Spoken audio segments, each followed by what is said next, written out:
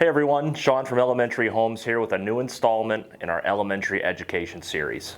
Today we're talking about something everyone is thinking, seeing, and probably hearing right now, recession. The question for us is, how does this affect the real estate market? Let's get into it.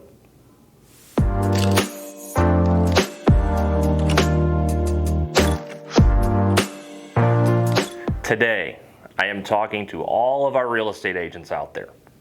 Keep in mind, with all the misinformation on TV, the web, and print media, there's a good chance your clients do not understand even the basics of an economic recession.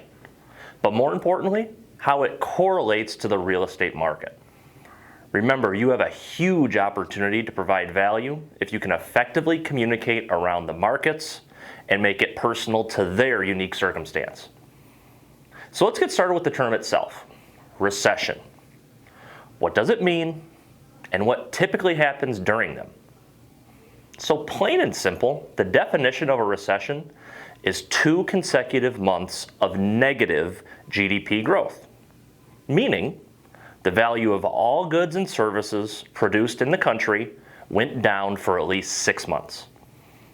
As you can see from this chart, we did have negative GDP growth for the first quarter of this year. We will soon know after the conclusion of Q2, which is in a few weeks, if we are currently in an economic recession. Now let's talk about some things that typically happen during a recession. For starters, we will usually always see an uptick in the unemployment rate. Higher interest rates make it more expensive for businesses to borrow and take on debt, which in turn leads to fewer investments in new projects, locations, or expansion that would normally require them to hire more people. Next, let's look at the stock market, or some people might not want to. We'll almost always see a slowdown on Wall Street during a recession. For example, at the time of this recording, the Dow Jones Industrial Average is down 18% and the NASDAQ is down over 30% year to date. Individual stocks like Amazon and Tesla, they're both down over 40% year to date. Crypto markets, they're affected as well. Bitcoin down just under 50% year to date. Inflation also plays a role in economic recessions, which is currently sitting at a 40-year high. Costs of almost everything we buy and use has increased dramatically.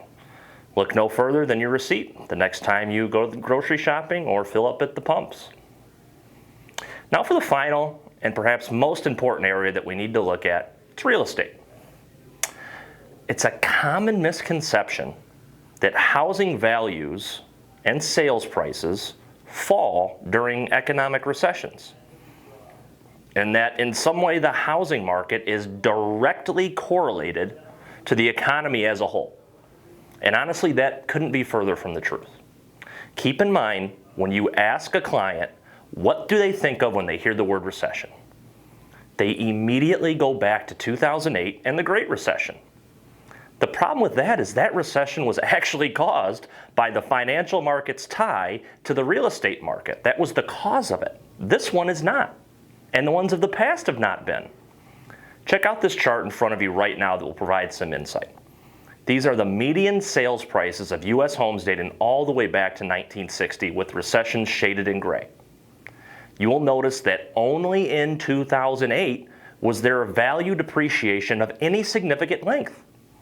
During times of recession outside of that, as you can see, we continued to see appreciation in the housing market, although GDP growth declined. Now think right now, how many people would be surprised to know that?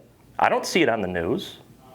Maybe you didn't even know this. How many people are making huge financial decisions right now under the impression that an economic recession always leads to a drop in home prices? Here is the chance to provide an immense amount of value to your people. Now that we have some information on recessions in real estate, let's talk about what to do with it. And honestly, I've been seeing far too many in our industry posting and commenting, saying things like, rates are up, so what? Or insinuating that buyers who waited were somehow stupid and that they've missed the boat.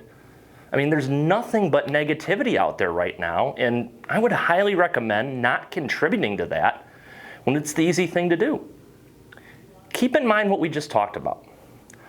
Things are more expensive, investment accounts are down, unemployment is rising, and everything is more expensive.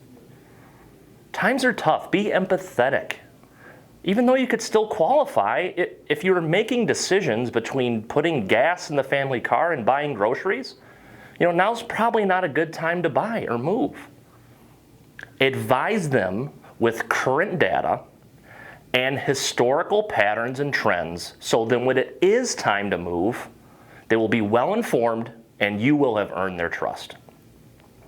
Thank you guys for tuning in today. We really appreciate the support on this channel. And if you haven't already, please subscribe so we can keep you up to date on more content like you've just saw today.